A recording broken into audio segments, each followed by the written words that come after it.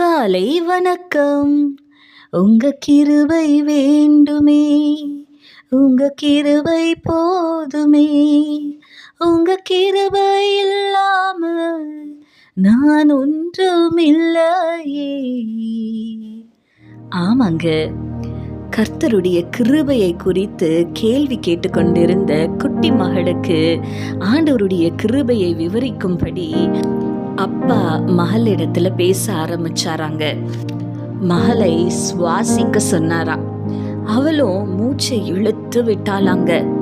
அப்பா சொன்னாரா, சுவாசி சுவாசி, இன்னும் சுவாசி, நீ இங்க இருக்கிற காற்றை எல்லாத்தையும் சுவாசித்து காலி செஞ்சிடணும் அப்படின்னு சொன்னாராம்.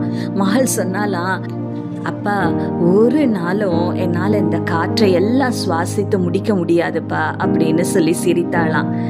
அப்போதான் அப்பா சொன்னாரா, எப்படி மீன் கடலின் தண்ணீரை எல்லாம் குடித்து கடலை வற்றி போக பண்ண முடியாதோ, எப்படி ஒரு மனுஷனால காற்று முழுவதையும் சுவாசித்து முடிக்க முடியாதோ, அப்படியே ஆண்டவருடைய கிருபையும் முடிவில்லாதது என்று சொன்னாராங்க. ஆமாங்க, காலைதோறும் அவருடைய கிருபை புதியதா இருக்கிறது. இந்த காலை வேளையில ஒருவேளை மனதளவில் நீங்கள் வீக்காக ஃபீல் பண்ணலாம், இல்லை ஃபிசிக்கலாக வீக்காக ஃபீல் பண்ணலாம். சோர்ந்து போகாதீங்க. இந்த காலை வேளையில் ஆண்டவர் சொல்கிறாரு, மகனே மகளே, என் கிருபை உனக்கு போதும், உன் பலவீனத்திலே என்னுடைய பலன் பூரணமாய் விளங்கும் என்று.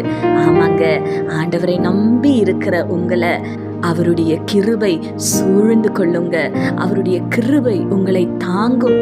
கர்த்தர் தம்முடைய பலத்தினால உங்களை நிரப்ப போறாரு. தைரியமா இருங்க. கண்களை மூடி ஆண்டவரை நோக்கி பார்க்கலாமா?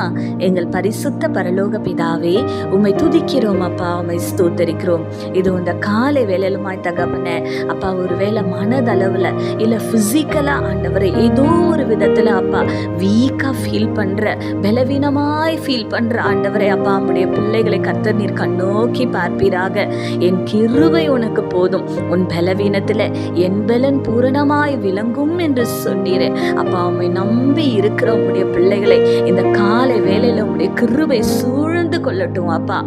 அவர்களுடைய பலவீனத்திலே கர்த்தாவே உம்முடைய பலன் பூரணமாய் விளங்கட்டும்.